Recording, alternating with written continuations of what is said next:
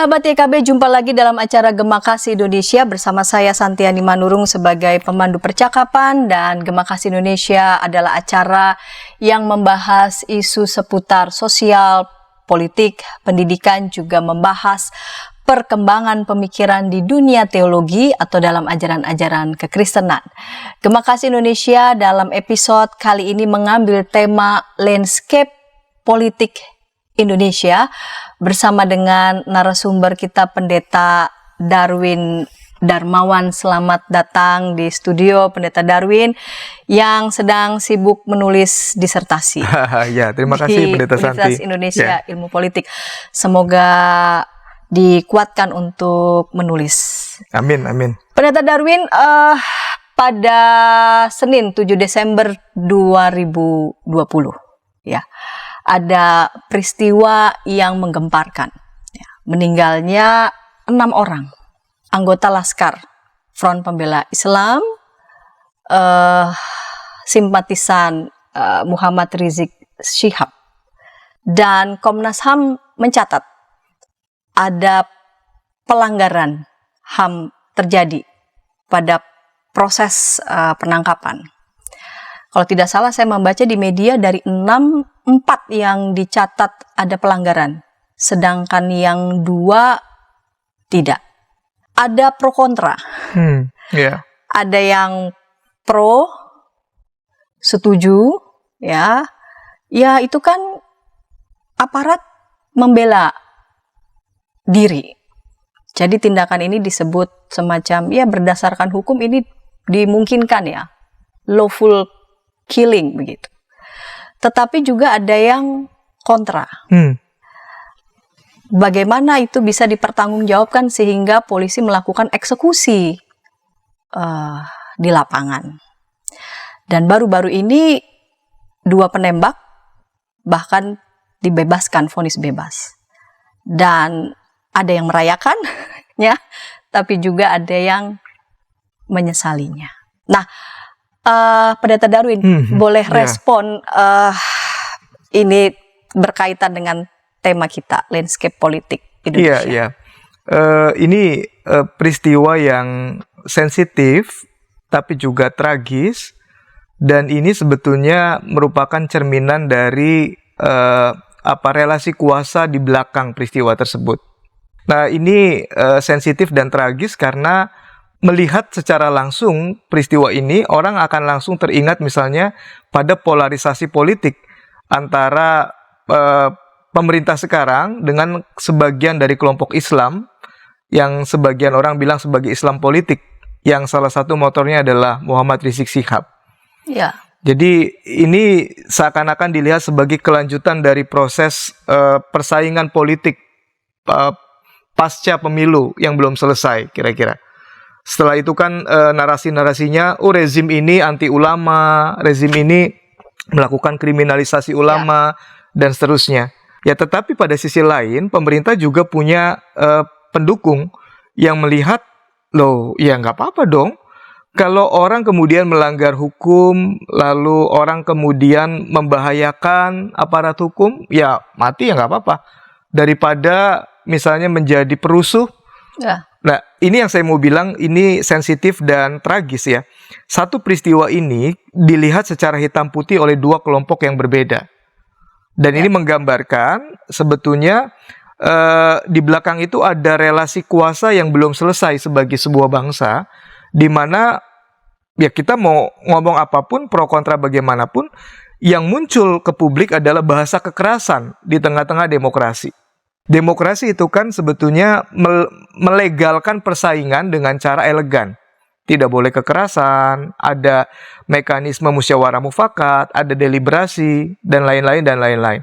Ya. Tapi ketika bahasa kekerasan yang terjadi, entah itu di belakangnya kita nggak ngerti nih kenapa terjadi, ini menggambarkan polarisasi antara kelompok Islam tertentu dengan kekuasaan masih terjadi. Dan runtutannya masih terjadi juga, para pendukungnya masih melihat ini sebagai permusuhan yang belum selesai. Misalnya dari kelompok ini melihat, ya kan benar, bukan hanya mengkriminalisasi ulama, tapi bahkan melakukan kekerasan untuk membunuh tanpa pertanggungjawaban, misalnya, itu ada. Ya. Tapi dari sisi ini loh ya nggak apa-apa. Mereka memang begini-begini nggak benar, ya dibunuh wajar aja supaya negara aman. Atau dengan narasi yang kita belum tahu pasti, itu teroris wajar dibunuh misalnya ya. Ya. Nah ini yang tragis, tetapi juga sebetulnya ada persoalan politik yang perlu kita selesaikan sebagai sebuah bangsa. Iya.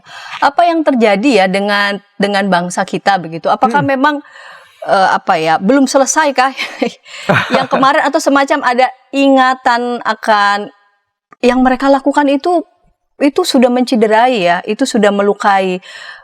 Di balik itu juga kan kita sudah tahu begitu ya siapa-siapa pemainnya. Ya memang ini harusnya sudah dibungkam sejak kapan tahu begitu.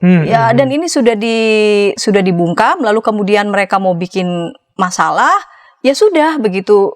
Di mana letak persoalannya? Ya memang harus dibungkam begitu. Apa yang terjadi ya dengan bangsa kita ya dalam proses berdemokrasi begitu? Ya ini yang penting dan saya katakan sensitif, karena bukan kadang-kadang masyarakat kita, orang awam, cuma melihat apa yang kelihatan di stage politik, di panggung politik. Di panggung politik yang nampak. Yang nampak oleh mata, di media, di berita. Kita tidak tahu ada backstage politik. Apa kuasa-kuasa yang bermain, elit pengaruh yang mempengaruhi, apa operator dari peristiwa politik yang terjadi di negeri ini. Nah ini memang sensitif dan tidak mudah buat dicerna, tetapi yang saya mau katakan begini, kadang-kadang di balik satu peristiwa politik sebetulnya ada begitu banyak relasi kuasa, kompleksitas yang tidak mudah kita baca, tetapi itu kemudian efektif untuk menggolkan satu agenda politik kalau masyarakatnya mau dipolitisasi. Ya, ini pasti benar, ini pasti salah. Berarti cara berpikir yang benar salah secara naif begitu, membaca politik. Membaca politik secara naif. Misalnya, nggak tahu ada nggak pemirsa yang membaca postingan di balik misalnya debat keras antara Fadlizon dengan Adian Apitupulu atau Adian dengan siapa? Rocky Gerung, itu di backstage mereka bisa rangkul-rangkulan, bisa minum kopi, bisa ketawa-tawa. Jangan-jangan punya bisnis bareng. Atau punya, ya jangan-jangan. Kita nggak tahu karena kita awam. Nah, ini yang saya mau katakan. Masyarakat di bawah sudah gontok-gontokan, berpikir, wah ini nggak benar, ini dihina, presiden dicaci, atau kandidat presidenku yang gagal nggak dihargai. Padahal di belakang, mereka jangan-jangan sedang ketawa-tawa. Apa nggak kasihan sekali begitu kita begitu? Maksud saya dengan proses berdemokrasi di mana rakyat itu cuma jadi ini saja, vote gather. Ya, jadi penonton ya. Ya kalau lagi sore tepuk tangan begitu ya. Kalau lagi dan para elit itu senang begitu ya melihat rakyat ini sorak-sorak, rakyat ini lalu kemudian saling bertengkar, memperebutkan siapa yang menjadi idol mereka begitu. Betul. Dan itu yang bahaya, dan ini perlu kita bicarakan karena 2024 tidak lagi lama. Hal yang sama dugaan saya bisa terjadi kalau kedewasaan kita dalam berpolitik tidak kita tingkatkan. Kita dengan gampang bersikap fanatis kepada pilihan politik kita, tokoh pilihan politik kita, lalu dengan gampang menyatan-nyatankan mereka yang jadi lawan politik. Nah ini dengan sangat efektif untuk membuat polarisasi dan perpecahan itu gampang terjadi. Misalnya ya, kita bicara soal hasil politik yang sekarang kita lihat. Dulu pendukung Pak Jokowi gontok-gontokan dengan pendukung Pak Prabowo. Tidak lama setelah terpilih di periode kedua, Menteri Pertahanan Pak Prabowo. Iya, ini salah satu kementerian yang seksi secara politik diberikan kepada lawan politik. Ya, masyarakat kemudian ada yang baper, ada yang lihat wah sudah nggak lagi sesuai dengan perjuangan, sudah kompromi dengan penguasa yang menyakiti dari kelompoknya Pak Prabowo. Ya, tapi dari kelompok Pak Jokowi selalu punya legitimasi lain. Wah, ini cerdas, ini pintar. Ya, Ada selalu juga punya yang reason, alasan mungkin Iya. yang pro dianggap rasional. rasional, atau wah ini udah nggak lagi ideologis, ini pragmatis demi kekuasaan, macam-macam. Ini udah selesai. Negara masih jalan, bangsa harus terus jalan. Kitanya masih baperan, nggak move on.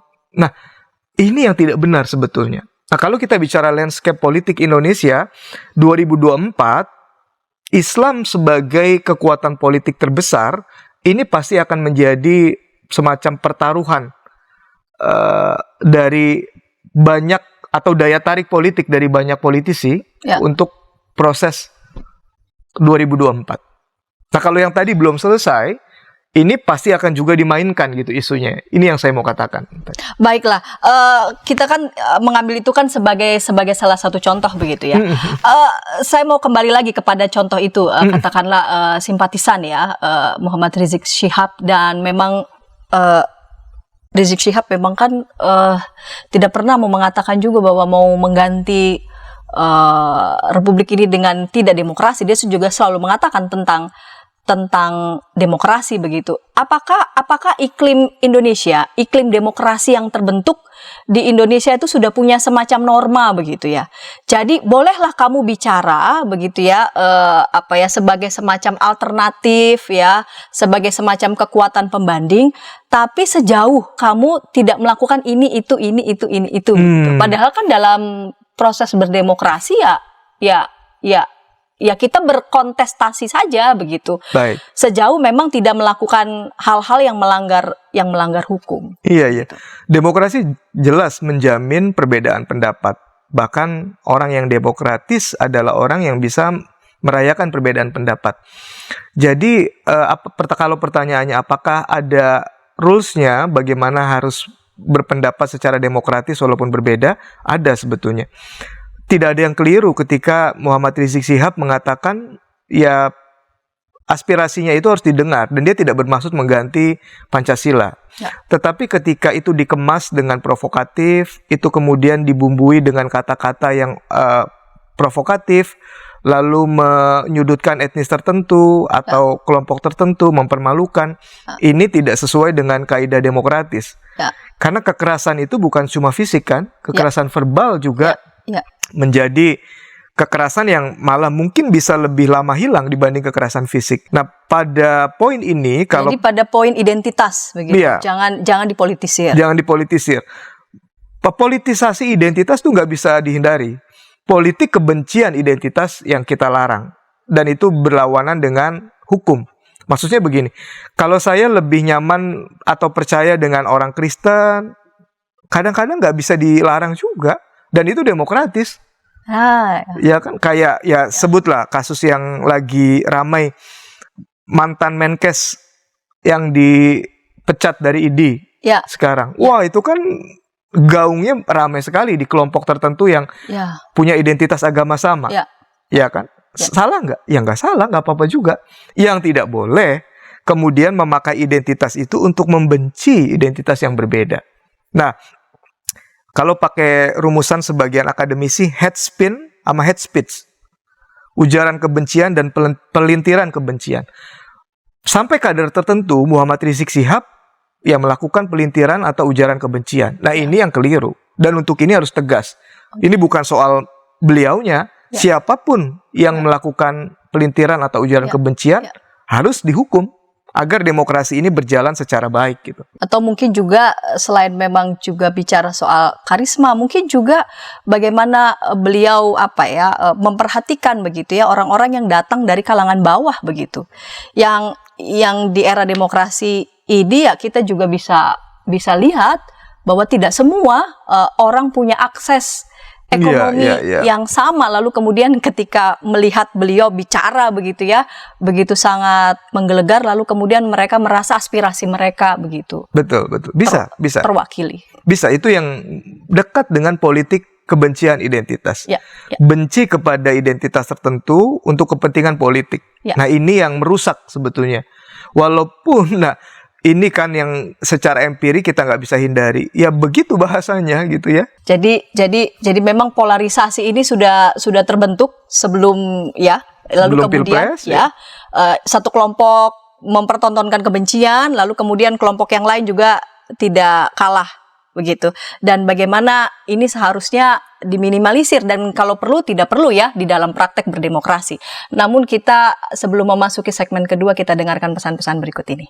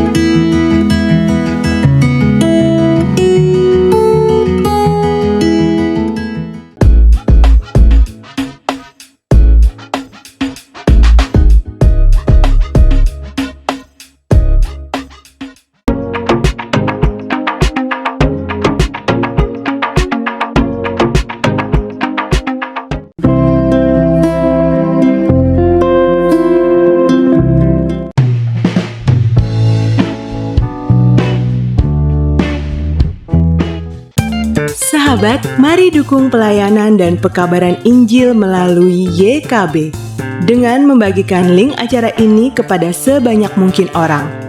Dukungan juga dapat saudara lakukan dengan mentransfer dukungan finansial ke rekening BCA ke nomor 450 305 2990 450 305 2990 atas nama Yayasan Komunikasi Bersama.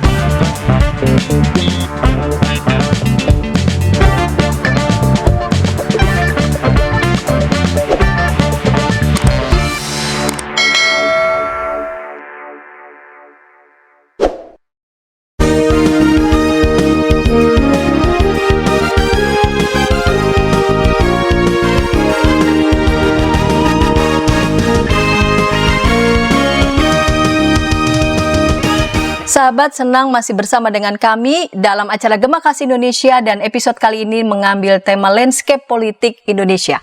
Pendeta Darwin di hampir-hampir ujung segmen yang pertama, Pendeta Darwin tadi menyebut soal kekuatan Islam politik. Dan rasanya Jokowi memperhatikan ini dan memperhitungkannya. Bagaimana pemerintahan Jokowi, Bapak Jokowi begitu ya, mempertimbangkan kekuatan Islam politik dan bagaimana itu terakomodasi di dalam pemerintahan beliau. Iya, nah ini yang perlu kita garis bawahi bahwa umat Islam adalah umat terbesar di Indonesia dan karena itu secara politik kekuatannya perlu diperhitungkan. Yang kedua, umat Islam itu adalah umat yang aspirasi politiknya juga beragam. Warna politiknya tidak sama. Apakah yang Kristen seragam begitu? Sama juga. Ya ini yang perlu kita hayati kan, sehingga kita tidak jatuh pada homogenisasi atau generalisasi pilihan politik satu kelompok identitas. Ya. Kalau misalnya terhadap kelompok Islam politik tertentu, pemerintah berlawanan, karena ada sebagian yang gerbongnya itu memilih Pak Prabowo pada saat Pilpres lalu, tapi ada warna atau aspirasi Islam lain yang berbeda, yang juga mendukung Pak Presiden Jokowi. Ya. Nah, tentu saja karena ini adalah bagian dari proses politik, maka proses akomodasi kepentingan, aspirasi, itu pasti akan dilakukan oleh Pak Presiden. Nah, ada kelompok Muslim yang aspirasi politiknya tidak sama dengan kelompok Muhammad Rizik Shihab, ya pasti diakomodasi. Dalam pemahaman sebagian akademisi politik di Indonesia yang sekarang cukup dekat dengan kekuasaan adalah teman-teman atau saudara dari NU yang yang kemudian berjalan bersama dengan pemerintahan untuk melakukan proses politik bersama ya, membangun bangsa dan lain-lain dan lain-lain. Ya. Sejauh mana itu terakomodasi begitu ya dari kalangan NU dan memastikan bahwa apa yang menjadi cita-cita begitu ya untuk pemerintahan ini bisa berjalan. Ya, misalnya Wapres dari kelompok NU, lalu ada posisi-posisi strategis dalam pemerintahan juga dijabat oleh teman-teman NU, termasuk misalnya Menteri Agama juga dari NU. Itu kan bentuk akomodasi pemerintah terhadap aspirasi umat Muslim yang dalam hal ini diwakili oleh Nahdlatul Ulama. Ya, itu bentuk-bentuk akomodasi dalam proses politik yang wajar, alami, sangat-sangat demokratis dalam rangka apa? Tidak pernah bisa bangsa Indonesia ini membangun bangsa ini tanpa peran dari umat Muslim, termasuk umat-umat beragama lain. Tapi umat Muslim perlu kita garis bawahi karena ini adalah terbesar jumlahnya. Dan kalau kita berdemokrasi dengan prinsip one man, one vote, one value, maka jumlah itu adalah sesuatu yang penting. Nah, gerbong umat Islam yang bisa mendorong dukungan atau tidak mendukung proses politik ini pasti akan diperhatikan. Nah, ini berkaitan soal akomodasi begitu ya, mengakomodasi mereka-mereka yang sebelumnya juga menjadi lawan. Bukankah juga Bapak Jokowi juga melakukan itu kan? Jadi bukan saja yang menjadi teman, tetapi juga yang menjadi lawan politik. Yang menjadi lawan politik juga kan terakomodasi. Tadi Pendeta Darwin sebut itu Pak Prabowo masuk loh di dalam Menteri kabinet Pertahanan lagi kan? Yang lalu kemudian itu sangat posisi yang sangat strategis, yang sebelumnya juga beberapa orang mencatat begitu ya apa yang menjadi kelemahannya, tetapi nampaknya landscape politik Bapak Jokowi ini seperti apa sebetulnya? Jadi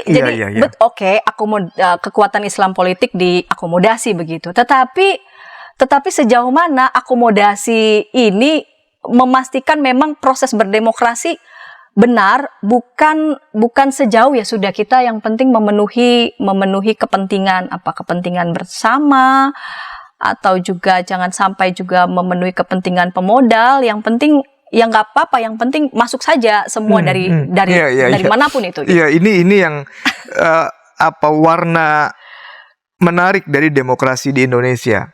Kalau di dalam demokrasi di Amerika misalnya Demokrat Republik ya sudah, satu masuk, satu enggak. Satu jadi penguasa, satu jadi oposan. Itu jelas ideologinya. Nah, di Indonesia tidak pernah ada oposan sejati.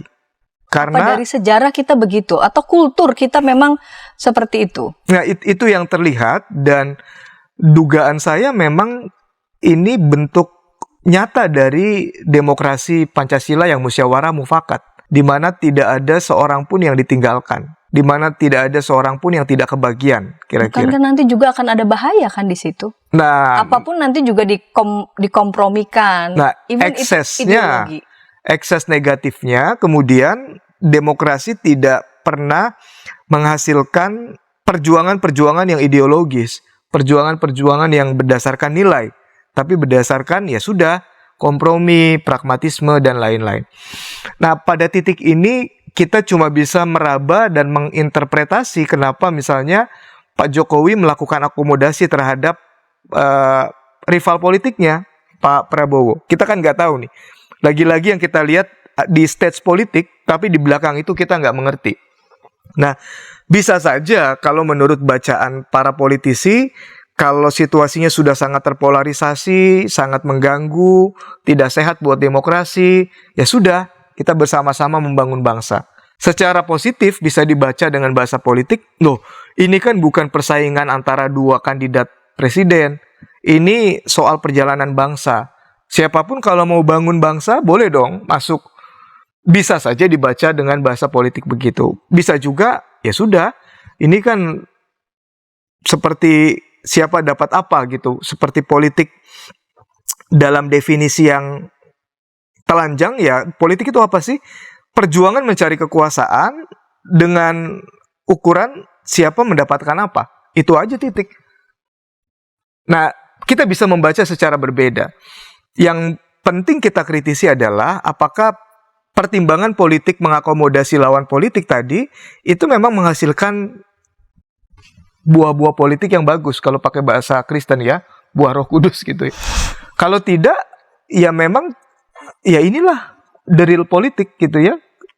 Siapa mendapat apa, dan ya tidak ada sesuatu yang bernilai gitu yang diperjuangkan.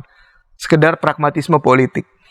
Nah, ini yang menarik, walaupun ini prosesnya masih baru ya. Untuk menilai secara politik apakah ini kompromi atau berdasarkan nilai musyawarah mufakat belum selesai. Ada teman saya sedang membuat disertasi tentang ini dan belum selesai nih. Ya. Ada apa di balik itu dan lain-lain.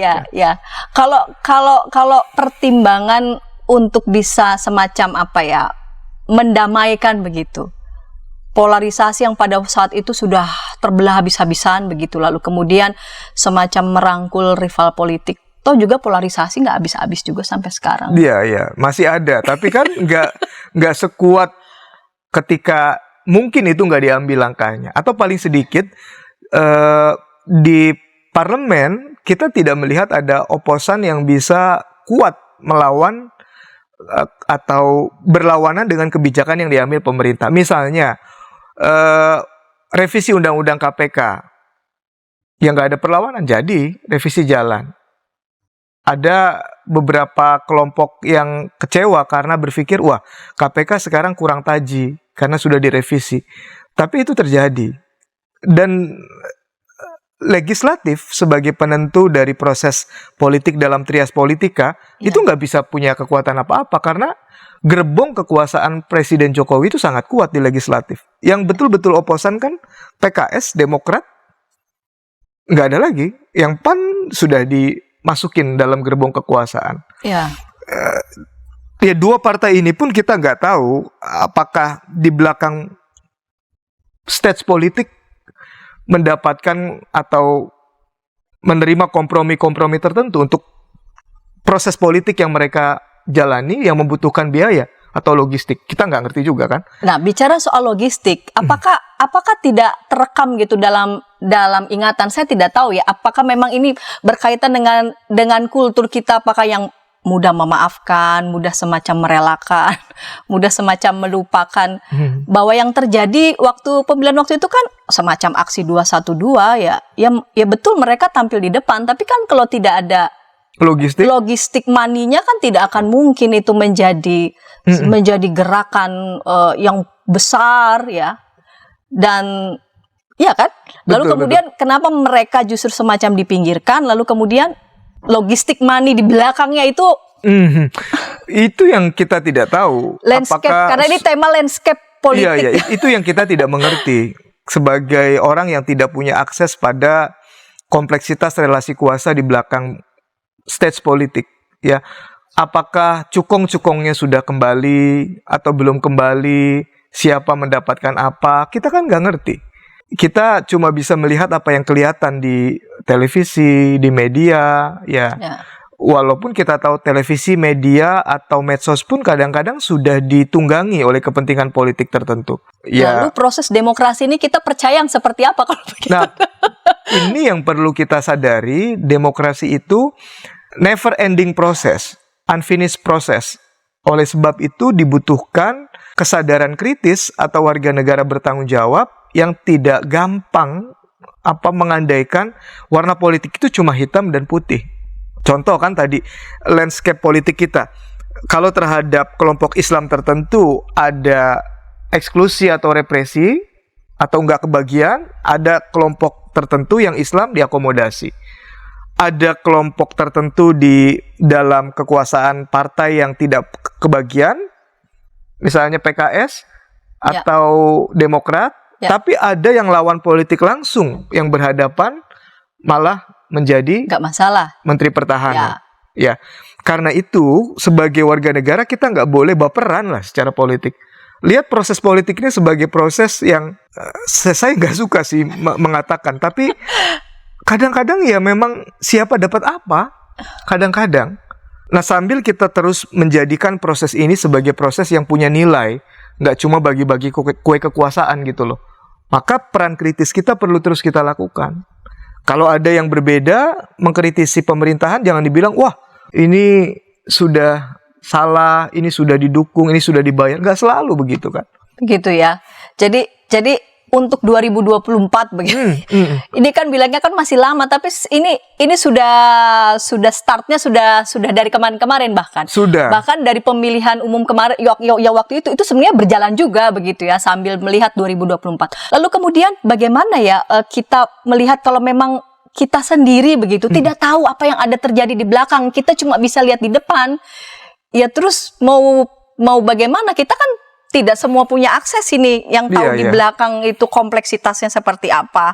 Apa yang tercitra di media yang nampak ramah, yang nampak baik. Iya. Lalu kemudian entah gimana ya, kita juga senang begitu menangkap yang baik itu, menangkap yang halus itu, lalu kemudian ya sudah kita pilih itu saja begitu. Iya, maka yang penting dalam proses politik itu kita tidak boleh melihat proses politik cuma secara formal legal. Demokrasi misalnya ukurannya itu bukan cuma demokrasi elektoral. Kalau satu negara dianggap sebagai sebuah negara demokratis karena melakukan pemilu dengan aman, dengan jujur, dengan adil, sudah beres. Ya. Itu demokrasi semu. Atau dia masih ada yang bilang sebagai demokrasi yang belum dewasa. Karena apa? Karena pasca pemilu sebetulnya masyarakat perlu terus mengawasi proses politik. Apakah legislatif itu melakukan peran politik menghasilkan undang-undang yang berpihak pada rakyat. Kalau tidak diawasi, bisa jadi undang-undangnya pro koruptor atau pro misalnya penambang. Baik. Atau ekonom. Ya, saya nggak bilang ekonomi itu jelek ya, tapi kalau nggak dikritisi, bisa jadi nanti ya para cukong-cukong yang mendrive. Kita sama dengan presiden. Oke. Kita tahan dulu. Ini soal kontrol begitu, supaya jangan para cukong-cukong justru yang akan mengontrol. Kita masuk segmen 3, namun sebelumnya kita dengarkan pesan-pesan berikut ini.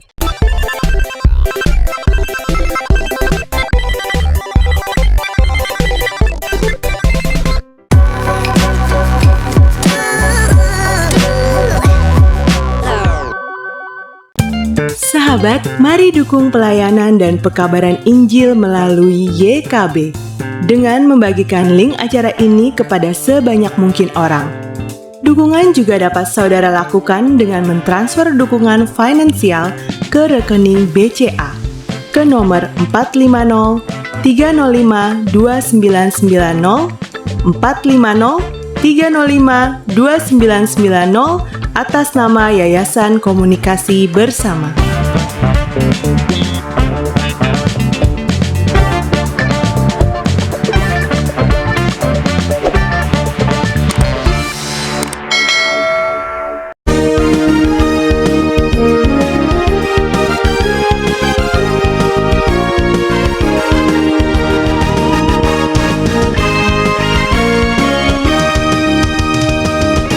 Sahabat YKB, senang masih bersama dengan kami dalam acara Gema Kasih Indonesia dengan tema Landscape Politik Indonesia. Dan bersama dengan kita sudah hadir narasumber Pendeta Darwin. Dan jika di antara sahabat ada yang ingin menyampaikan respon, tanggapan, atau juga pertanyaan, silahkan boleh menyampaikannya di kolom chat yang sudah kami sediakan. Pendeta Darwin akan dengan gembira boleh merespon. Baiklah Pendeta Darwin, tadi di ujung segmen kedua, tadi kan saya bertanya begitu, loh kemudian bagaimana ini kita ya untuk menjalani proses demokrasi secara khusus. Ya proses demokrasi kan sebetulnya nggak cuma urusan pemilu ya.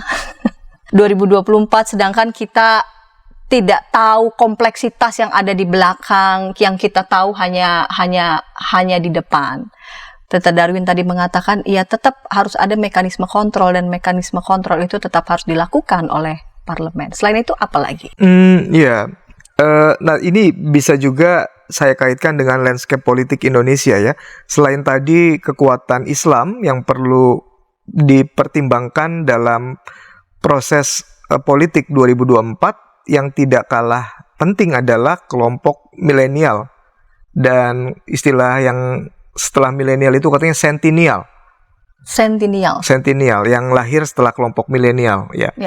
Nah, dua kelompok masyarakat ini menjadi dua kelompok pemilih yang cukup besar dalam proses politik di 2024. Lalu dua kelompok ini juga merupakan dua kelompok pemilih yang sangat terampil dan fasih di dunia digital, yang mana nanti proses politik itu akan banyak sekali terjadi, kalau istilah politik, perang di udara ya, perang di medsos, macam-macam ya. Nah, bagaimana supaya kita bisa memastikan kontrol berjalan dengan baik, sekaligus proses politik dalam 2024 itu menghasilkan pemimpin yang mendekati baik, nggak ada yang sempurna.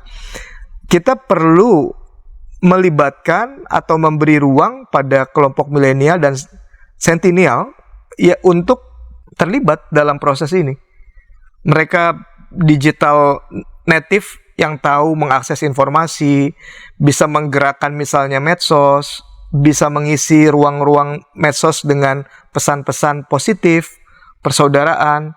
Nah, mereka mestinya diberikan ruang untuk mengawal proses demokratisasi ini, supaya proses warming up 2024 sekarang udah kerasa betul sekali. Udah ada baliho di mana-mana, kepak sayap apa itu yang macam-macam lah ya. Itu sudah, jadi ini sudah kerasa suhu politiknya. Nah, kelompok milenial dan Centennial ini perlu kita beri ruang agar mereka bisa mengisi proses politik dengan sesuatu yang baik. Sejauh mana ruang mereka sungguh-sungguh optimal? Apakah hanya sebagai, ya betul mereka digital native ya, tetapi ya, apakah sejauh ya kamu urusannya di digital media, tetapi sejauh mana bukan cuma karakter ya, tetapi juga mental, lalu kemudian sikap politik mereka begitu juga bisa memberikan pengaruh begitu ya secara optimal begitu kepada kita semua. Iya. Nah, ini harus dimulai dengan kesadaran politik dari teman-teman milenial atau Centennial. Kalau mereka tidak punya kesadaran politik, tidak punya tanggung jawab politik, ya ini akan hilang aja gitu, proses ini nggak akan berjalan baik. Maka gereja mestinya perlu membangun kesadaran dan tanggung jawab politik dari orang-orang muda di gereja, semua tentu saja, tapi tidak ada salahnya kita fokus buat mereka, karena landscape politik Indonesia 2024 banyak sekali akan ditentukan oleh keberadaan mereka. Kita mengenal istilah bonus demografi misalnya, kelompok inilah yang paling banyak. Dan mereka, saya lupa statistiknya, belum lama ini Kompas merilis hasil research, tapi mereka cukup besar kalau tidak disebut yang terbesar dalam proses pemilihan politik elektoral 2024. Maka politisi-politisi juga kan sekarang sudah sangat tahu dan sadar, tidak ada yang tidak punya medsos, tidak ada yang tidak punya IG. Mereka semua punya. Dalam rangka menyasar atau menarik simpatik kelompok ini. Intinya, gereja harus bergerak dari sekarang melakukan penyadaran atau upaya-upaya pendidikan politik supaya orang-orang mudanya yang nanti bergandengan tangan dengan kelompok Muslim, Buddha, Hindu bersama-sama. Mulai dari sekarang tuh melihat jangan sampai proses politik 2024 sama kayak kemarin gitu, 2019. Jangan sampai praktek politik yang waktu itu begitu ya, sama seperti yang 2024. Dan sejauh mana juga mereka juga semacam dipersiapkan dengan fondasi juga ya, tetapi juga dengan semacam cerita-cerita yang memilukan, tetapi juga ada cerita-cerita prestasi supaya mereka juga bisa membayangkan begitu, proses perjalanan demokrasi kita ini sebegini panjangnya, sebegini dinamisnya begitu. Betul. Itu yang diperlukan, Pendeta Santi ya. Begitu ya. Jadi supaya mereka juga, karena mereka ini kan kelompok-kelompok muda yang sangat potensial, tetapi juga mereka masuk dalam iklim demokrasi yang tadi Pendeta Darwin juga katakan, kita kan banyak kemajuan, tetapi juga kita tidak bisa mengingkari masih banyak pekerjaan rumah kita yang besar. Ya, salah satu contoh menyikapi peristiwa yang tragis itu saja begitu kan ya. Yang pro itu lebih pada ya udah tidak apa-apa begitu. Betul, Cara betul. seperti itu dilakukan ya. Lalu kemudian tidak memperhatikan catatan Komnas HAM mengapa mengatakan itu tidak dapat dibenarkan, seolah-olah Betul. sebagian tuh menutup mata bahwa ada noktah-noktah hitam yang mestinya diperhatikan begitu, lebih dari sekedar selebrasi begitu.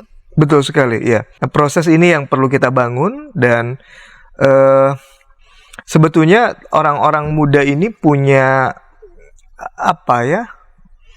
Punya hal-hal baik yang misalnya tidak suka rasisme, tidak suka terhadap. Sudah ada pendataan begitu ya, mereka tidak suka rasisme. Iya, anak-anak sekarang kan rasis sebentar rasis gitu iya, ya. Iya. Masuk Karena anak-anak. banyak campaign itu ya. Iya, karena di medsos itu banyak. Nah, ini kan modal-modal personal sekaligus modal generasi yang bagus untuk dipakai sebagai kesempatan. Ya, mereka yang akan kita dukung adalah mereka yang hatinya betul-betul nggak rasis, hatinya nggak mengkotak-kotakan identitas, benci identitas, dan lain-lain. Dan harapan kita juga bersama bahwa mereka bukan cuma membantu, tetapi mereka bisa Pelaku politik, ya, karena mereka ya yang mereka nanti akan bukan banyak. cuma di masa depan, tetapi juga Sekarang. mereka ada di masa kini.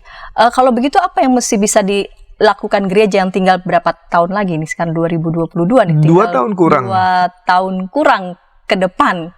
Apakah gereja perlu punya apa semacam apa ya, lembaga-lembaga, apa rekrutmen begitu ya, melihat Iya.